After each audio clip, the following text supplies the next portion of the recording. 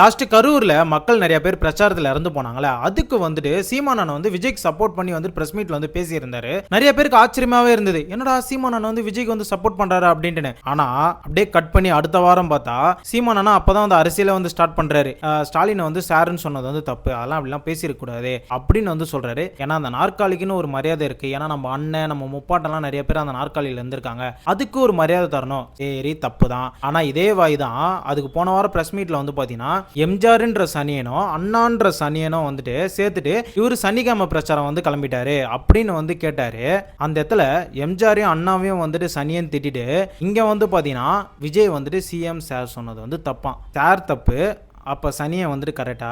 இதில் அண்ணன் சீமான் வந்துட்டு இன்னொரு விஷயமா வந்து சொல்லியிருந்தாரு. என்னன்னு வந்து பார்த்தீங்கன்னா, இது போல் இந்த மாதிரி நேரத்தெல்லாம் வந்துட்டு குஷி படத்தை வந்து ரிலீஸ் பண்ணுறதுலாம் ரொம்ப தப்பு, அதை போய் பார்க்கறதுலாம் தப்பு அப்படின்னு வந்து சொல்லியிருந்தாரு. ஆனால் அண்ணன் வந்து நேற்று போய் எதுக்கு தெரியுமா ரிவ்யூ கொடுத்துருக்காரு படம் பார்த்துட்டு? இட்லி கடை படம் பார்த்துட்டு தம்பி உதயநிதி ப்ரொடக்ஷன்லையும் தம்பி தனுஷ் எடுத்த படமும் வந்துட்டு நல்லா இருக்கு அப்படின்னு சொல்லி அண்ணன் வந்து ரிவ்யூ கொடுத்துருக்காரு. அண்ணன் எந்த பக்கம் பேசுறாரு, யாருக்கு பேசுறாரு, மக்களுக்காக பேசுறாரா, இல்லை விஜய் எதிர்க்கிறேன்னு சொல்லிட்டு டிஎம்கேக்கு சப்போர்ட் பண்ணுறாரா, இல்லை எந்த பக்கம் வந்து அரசியல் பண்றாங்கன்னு அண்ணனுக்கும் புரிய மாட்டுது, அண்ணனோட தம்பிங்களுக்கும் புரிய மாட்டுது, சுத்தி இருக்க மக்களுக்கும் புரிய மாட்டுது.